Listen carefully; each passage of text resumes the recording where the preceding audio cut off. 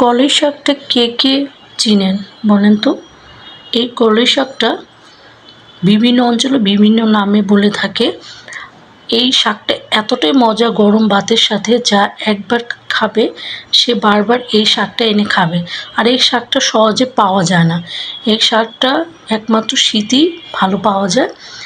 আর এই শাকটা এতটা মজা যে আপনি যখন রান্না করবেন তখনই বুঝতে পারবেন যে খেতে কতটা মজা লাগে।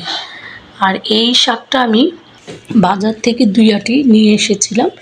এনে ভালোভাবে ধুয়ে একদম কুচি করে কেটেছি, যেন বড়োভাবে কাটলে এই শাকটা খেতে মজা লাগে না।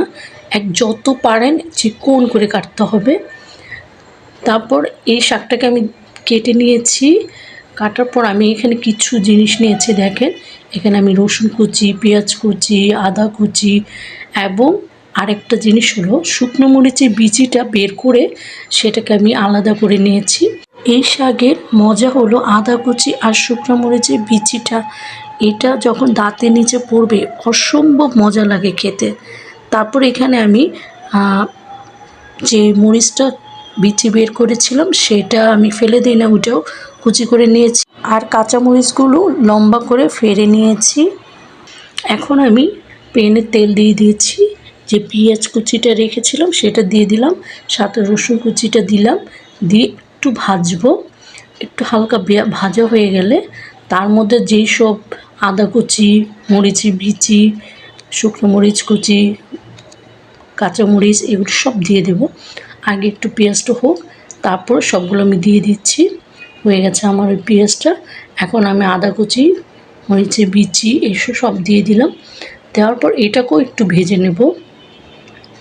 এটা ভাজা হয়ে গেলে আমি তার মধ্যে যে শাকটা কুচি করে রেখেছিলাম সেটা দিয়ে দেব। এই রান্নাটা আমার আম্মুর থেকে আমি শিখেছি।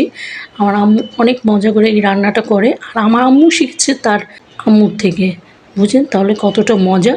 আগের মানুষ খুবই মজা করে এই কলই শাকটা রান্না করতো, খেতে অসম্ভব মজা। আপনি গরম ভাতের সাথে খেয়ে একবার বানিয়ে খাবেন, তাহলে বুঝবেন কতটা মজা।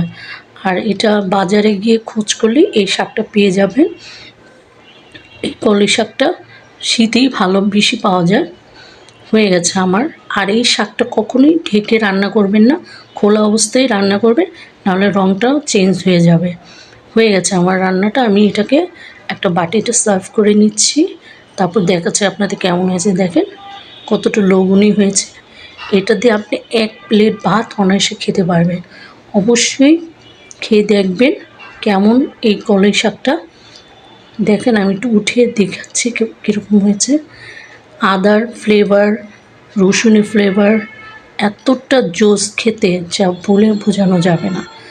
আমি এই শীত আসলেই কলই শাকটা রান্না করে খাবই।